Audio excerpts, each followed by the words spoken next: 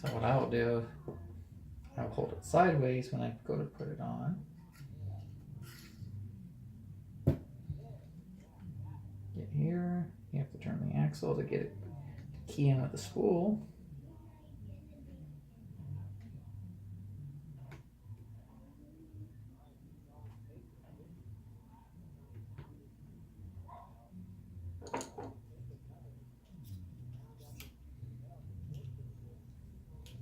You can see it's a very, very, very tight fit.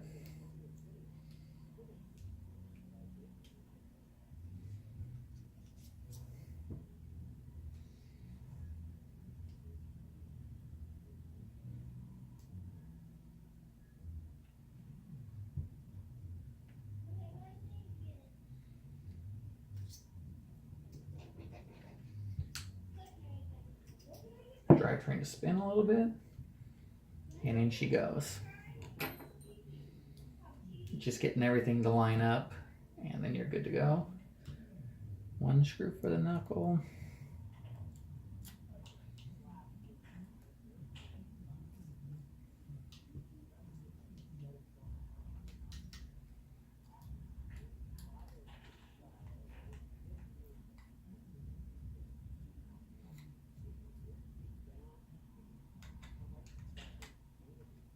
Now always put both screws in before I tighten them down, just so everything is square like it's supposed to be. Get them nice and tight. Even though it doesn't flop too loosely, it's very, very loose. There's no pressure to move it. That's okay. Loosening up the screws, they might want to loosen up, but everything, once the truck's been driven just a few times, everything will start to loosen up and it'll be spot on.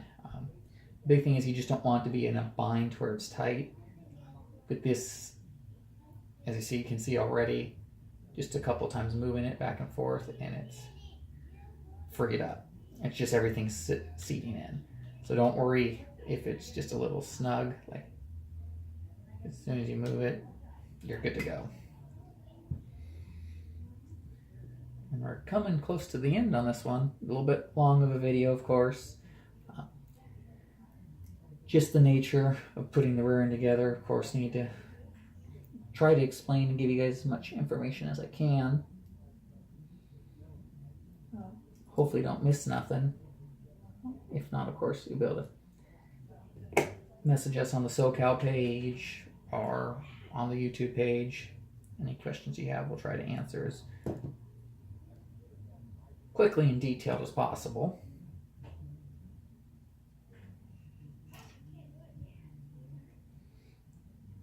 I'm actually doing this video here on Christmas Eve while I've got some free time. So hope you're all having a fantastic Christmas and Merry Christmas.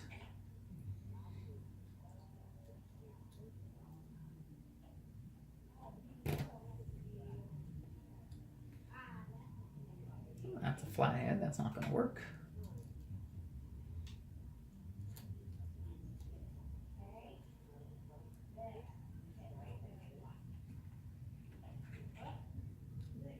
See, this is the reason why you don't want to tighten it until they're all snug.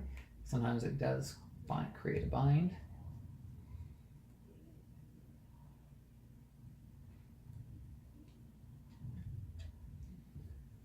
And I'll also do, sometimes I'll take it and I'll try to actually rock the knuckle back and forth to help it seat in better. Don't be afraid to do that.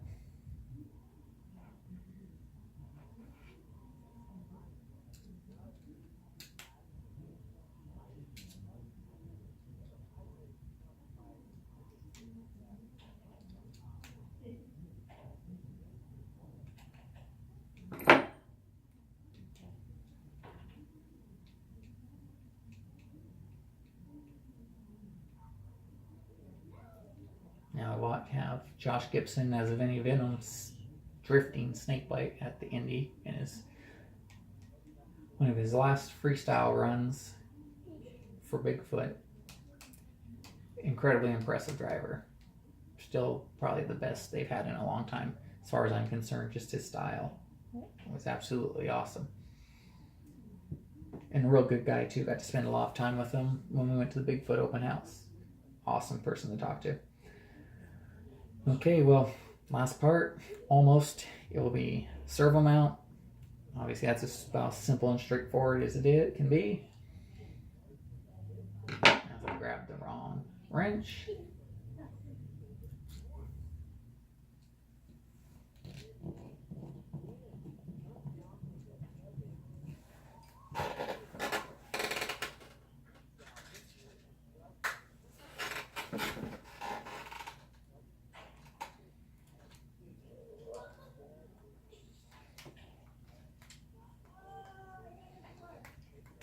For this one, we are going to grab an electric screwdriver.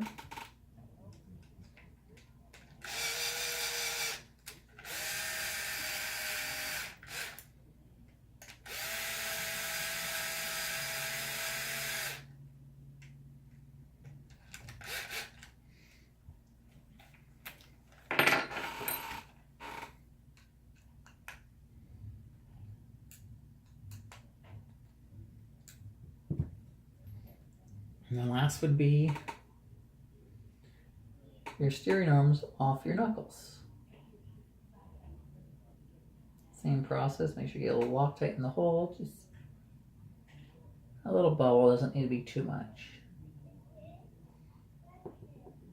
And then a lot of time what I'll do is take a paper towel or something, ball the end up, and wipe it across the top, just so you don't have Loctite all over everything. If I get a little bit coming over, that one got an air bubble in it, so it didn't let the Loctite in the hole. Do it again. Try to do it on the edge of the screw hole. Another thing you can do is when it gets an air bubble, take like a 1.5 driver, push it in. That breaks the air bubble, and then you're good to go. Well, I don't know why that one's being difficult, but it wants to be. There we go. Got it this time.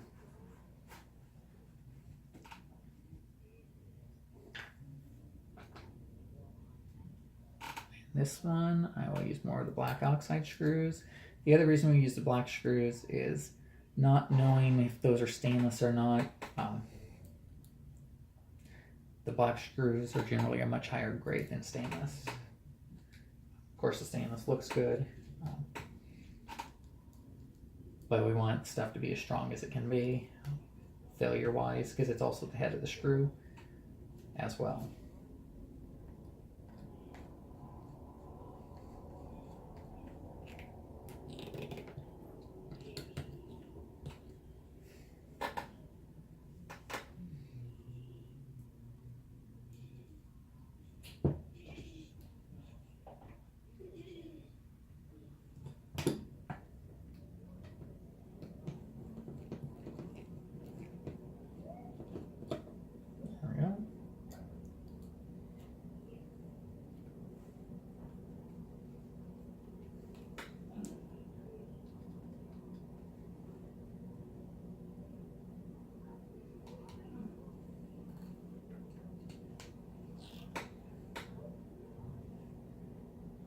Make sure they're nice and tight.